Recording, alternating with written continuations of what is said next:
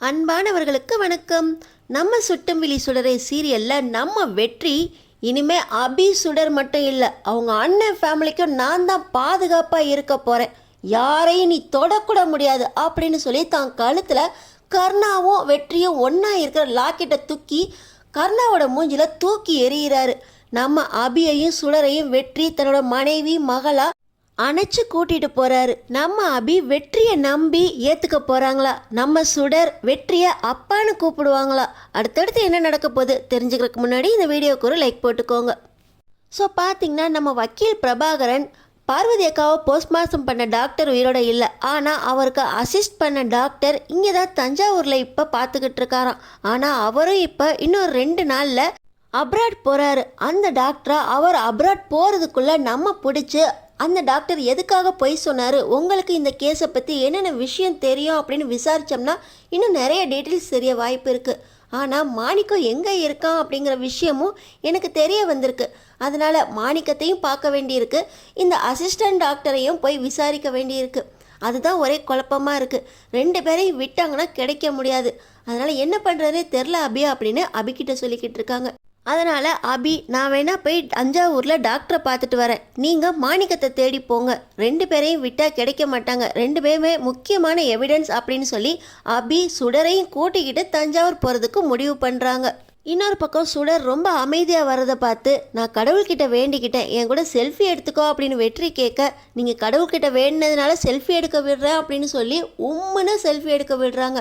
நான் இன்னும் கூட வேண்டிக்கிட்டேன், முருகனுக்கு காவடி எடுத்து அழகு குத்தி நடந்தே முருகன் கோவிலுக்கு வரதா வேண்டிக்கிட்டேன், இந்த ஒரு வார்த்தையை மட்டும் சொல்லுறியா அப்படின்னு வெற்றி சொல்கிறாரு. என்ன வார்த்தைன்னு எனக்கு தெரியும், நான் சொல்ல மாட்டேன், நீங்கள் என்ன வேண்டுதல் வச்சாலும் நான் சொல்ல மாட்டேன் அப்படின்னு சுடர் சொல்லிட்டு, நான் உங்ககிட்ட ஒரு விஷயம் சொல்லுவேன், யார்கிட்டையும் சொல்லக்கூடாது அப்படின்னு சொல்லி சுடர் பார்த்திங்கன்னா இன்றைக்கி நைட்டு நாங்கள் தஞ்சாவூர் கிளம்புறோம் அப்படின்னு வெற்றிக்கிட்ட சொல்கிறாங்க. உடனே வெற்றி, தஞ்சாவூர் தனியாவா போகிறீங்க, அது பாதுகாப்பாக இருக்காதே, நான் வேணா கூட வரட்டா, இந்த விஷயம் யாருக்கும் தெரியக்கூடாது அப்படின்னு அம்மு சொல்லியிருக்காங்க, அதனால் நீங்கள் வந்தால் அம்முக்கு பிடிக்காது, நாங்கள் மட்டும்தான் போகிறோம், ஏதோ உங்கள்கிட்ட சொல்லணும்னு தோணிச்சு நான் சொன்னேன். இல்லை, நீ தனியாக போகிறது எனக்கு என்னமோ தப்பாக படுது, கார் வேணால் புக் பண்ணி தரவா, காருக்கு நிறைய செலவாகும், அம்மு பஸ்ஸில் தான் போகணும்னு சொல்லியிருக்காங்க. சரி, நீ எப்போ பஸ் ஏறணும்னு சொல்லு, ஒரே ஒரு கால் மட்டும் பண்ணு, நான் பஸ் ஸ்டாண்டுக்கு வந்து அப்படியே உங்கள் பின்னாடியே அம்முக்கு தெரியாமல் ஃபாலோ பண்ணுறேன் அப்படின்னு வெற்றி சொல்கிறாரு. அன்றைக்கி அதே போல் சண்முகத்தை சமாளித்து அபி பார்த்திங்கன்னா இப்போ தஞ்சாவூருக்கு சுடரோடு கிளம்புற அந்த நேரத்தில் வாசப்படி தட்டுது, போகாத அப்படிங்கிற மாதிரி அவசகுணமாக நடக்குது. இந்த நேரத்தில் சண்முகம் கூட நானும் வர வேணான்னு சொல்லிட்டேன், சுடரையும் விட்டுட்டு போன்னு சொல்கிறேன், கேட்க மாட்டேங்கிற, எனக்கு என்னவோ நல்லதாகவே படலை அப்படின்னு சொல்ல, இல்லைண்ணே நான் போய் தான் ஆகணும் அப்படின்னு சொல்லி சுடரை கூட்டிகிட்டு அபி பார்த்திங்கன்னா இப்போ பஸ் ஸ்டாண்டுக்கு ஆட்டோவில் போய்கிட்டு இருக்காங்க. ஆட்டோவில் போகும்போது இப்போ சுடரு தண்ணி வேணும், ஒரே விக்கலாக வருது அப்படின்னு சொல்ல, ஆமாம் நான் தண்ணி எடுத்துகிட்டு வர மறந்துட்டேன் அப்படின்னு சொல்லி அபி பார்த்திங்கன்னா பக்கத்தில் இருக்க கடையில் போய் தண்ணி வாங்குறதுக்காக ஆட்டோலேருந்து இறங்குறாங்க. ஆட்டோக்காரர் முக்கியமான கால் வருதா அப்படின்னு சொல்லிட்டு ஒரு ஓரமாக நின்று ஃபோன் பேசிக்கிட்டு இருக்காரு. இந்த நேரத்தில் இந்த கர்ணா பார்த்திங்கன்னா, அபி நீ இவ்வளவு பண்ணிட்ட, இதுக்கு மேலே உன்னை சும்மா விட்டுருந்தா நான் அவ்வளோதான் அப்படின்னு சொல்லி அடியாளுங்களை அபியையும் சுடரையும் கடத்துறதுக்காக அமுச்சிருக்காரு. ஆனால் அபி இப்போ கடையில் கீழே இறங்கினதுனால இந்த அடியாளுங்க என்ன பண்ணுறாங்க, அண்ணே இப்போ ஏற்கனவே ரொம்ப க்ரௌடாக இருக்குது, இந்த இடத்த விட்டோம்னா அதுக்கப்புறம் பஸ் ஸ்டாண்டில் ரொம்ப ரஷ் ஆயிரும், நம்மளால் நினச்சதை நடத்த முடியாது, குழந்தை மட்டும்தான் ஆட்டோவில் இருக்குது, என்ன செய்ய சொல்கிறீங்க அப்படின்னு ஃபோன் பண்ணுறாங்க. இந்த கர்ணா, சரி பரவாயில்ல குழந்தைய மட்டும் தூக்கிடுங்க அப்படின்னு சொல்லி ஆர்டர் கொடுத்துட்றாரு. பார்த்திங்கன்னா அந்த அடியாளுங்க 4-5 பேர் ஆட்டோவில் சுற்று போட்டு நம்ம சுடருக்கு மயக்க மருந்து கொடுத்து யாருக்குமே தெரியாமல் ஆட்டோலேருந்து அப்படியே காரில் ஏற்றிடுறாங்க. இன்னொரு பக்கம் பார்த்திங்கன்னா தண்ணியை வாங்கிட்டு வர அபி, ஆட்டோக்காரண்ணே இங்கே என் குழந்தை இருந்துச்சே எங்கே அப்படின்னு கேட்க, நான் அவசரமாக ஃபோன் வந்ததுனால பேச போயிட்டேன் அப்படின்னு அவரும் சொல்லிடுறாரு.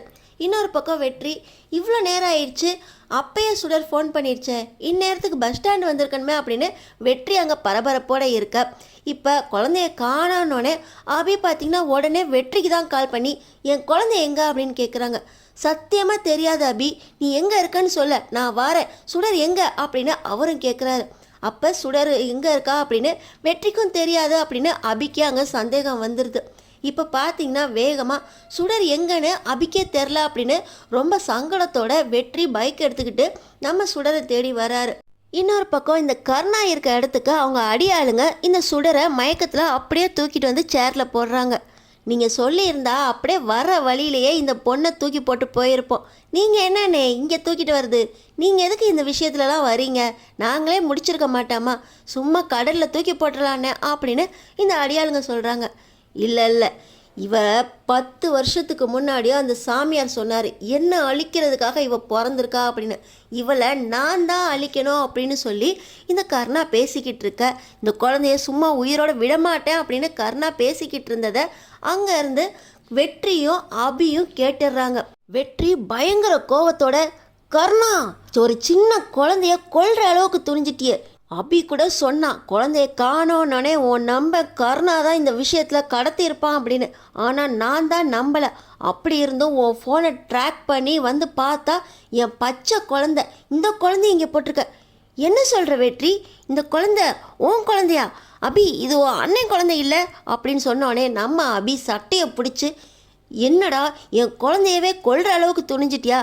அபி இது உன் அண்ணன் குழந்தை தானே அப்படின்னு ரூட்டையே திருப்பி போடுறான் இந்த கர்ணா. யார் குழந்தையா இருந்தா என்னடா, இது என்னோட அபியோட குழந்தை. அண்ணன் குழந்தையாவே இருக்கட்டுமே, அப்படியே இருந்தாலும் பச்சை குழந்தைய கொல்ற அளவுக்கு துணிஞ்சிட்டியே. பார்வதியை கொன்னதுனால எனக்கு அபி மேலே இருந்த கோவம், அதனால தான். யாராவேனே இருக்கட்டுமே, ஒரு பச்சை குழந்தைய கொல்ற அளவுக்கு துணிஞ்சிட்டியா? அன்னைக்கு நம்ம ஆளுங்களே ஒரு குழந்தை மேலே கையை வச்சதுக்கு நீ ரொம்ப நல்லவன் மாதிரி நான் திட்டினேன் அப்படின்னு அந்த அடியாளுங்களை போட்டு அந்த அடி அடித்த. இப்போ நீயே இந்த பச்சை குழந்தைய கொல்ற அளவுக்கு துணிஞ்சிட்டில. சுடரு ஏன் குழந்தை அப்படின்னு வெற்றி ஒரு பக்கம் கர்ணாவை எதிர்த்து நிற்கிறாரு. இன்னொரு பக்கம் நம்ம அபி, நீ யாருக்காக ஜெயிலுக்கு வந்தப்பெல்லாம் என்னை மிரட்டினப்ப நான் அமைதியாக இருந்தனோ அந்த குழந்தையவே கொல்ல துணிஞ்சிட்டில. இனிமே நான் சும்மா இருக்க மாட்டேன். உன்னை கொலை செஞ்சுட்டு நான் ஜெயிலுக்கு போனாலும் பரவாயில்ல அப்படின்னு உன்னை நான் கொலை செஞ்சிடறேன்டா அப்படின்னு சொல்லி அபி ரொம்ப கோவத்தோட கர்ணாவை பிடிச்சி இழுக்க. கர்ணா பார்த்தீங்கன்னா தன்னை பிடிச்சிருந்தா அபியோட கையை சட்டையிலேருந்து விலக்கி விட்டு போடி அப்படின்னு ஓங்கி அறைய போறாரு. வெற்றி கர்ணாவோட கையை தடுத்து, என் பொண்டாட்டி மேலேயும் பொண்ணு மேலேயும் கை வைக்கிற அதிகாரத்தை உனக்கு யார் கொடுத்தது? என் பொண்டாட்டி அபி சுடர் இவங்க மேலே மட்டும் இல்லை, என் பொண்டாட்டியோட குடும்பம் சண்முகம் ஃபேமிலி மேலேயும் நீ கையை வச்ச அதுக்கு பாதுகாப்பாக இருக்க போகிறது நான் மட்டும்தான். யாரையும் இனி தொட கூட விட மாட்டேன். உன்னோட முதல் எதிரி நான் தான். அபியை அப்பயே கொலை செய்யலை. இந்த கர்ணா ஒரு பாவின்னு சொன்னப்ப நம்பலை. ஆனால் எப்போ பச்சை மண்ணையே பச்சாதாபம் இல்லாமல் கொலை பண்ணுறதுக்கு துணிஞ்சியோ அதுக்கு மேலே பார்வதி அக்காவை நீ தான் கொலை பண்ணியிருப்பா அப்படிங்கிற முழு நம்பிக்கையும் எனக்கு வந்துருச்சு. பெத்த அம்மா போல பார்த்துக்கிட்ட பார்வதி அக்காவே கொலை பண்ணியிருக்க. உன்னை இனிமே நான் சும்மா விட மாட்டேன். பார்வதி அக்காவை கொலை செஞ்சதுக்கு நீ தண்டனை அனுபவிச்சே தீரணும். என் குழந்தை ஜெயிலில் பிறந்ததுக்கும் என் பொண்டாட்டி இத்தனை வருஷமாக ஜெயிலில் தண்டனை அனுபவிச்சதுக்கும் நீ பதில் சொல்லியே தீரணும். 10 வருஷமாக உன் கூடையே இருந்த வெற்றி வேற, இனிமே நீ பார்க்க போகிற வெற்றி வேற. இத்தனை வருஷமாக நண்பனாக தானே இந்த வெற்றியை பார்த்த, இனிமே உன்னோட எதிரியாக இந்த வெற்றியை பார்ப்ப அப்படின்னு நம்ம வெற்றி கர்ணாக்கு சவால் விட்டுட்டு தன்னோட குழந்தை சுடரையும் பொண்டாட்டி அபியையும் தோளோட அணைச்சி கூட்டிகிட்டு போனார். ஆனால் நம்ம அபி வெற்றியை புருஷனாக ஏற்றுக்குவாங்களா? வெற்றி சொன்ன ஒவ்வொரு வார்த்தையிலையும் வெற்றி மேலே நம்ம அபிக்கு நம்பிக்கையாவது வந்துருச்சா? கர்ணாவே எதுக்க துரிஞ்ச வெற்றியை பற்றி நம்ம அபி என்ன நினைக்கிறாங்க? அடுத்தடுத்து என்ன நடக்க போகுதுன்னு தெரிஞ்சுக்கிறதுக்கு நம்ம சேனலை சப்ஸ்கிரைப் பண்ணி தொடர்ந்து பாருங்கள்.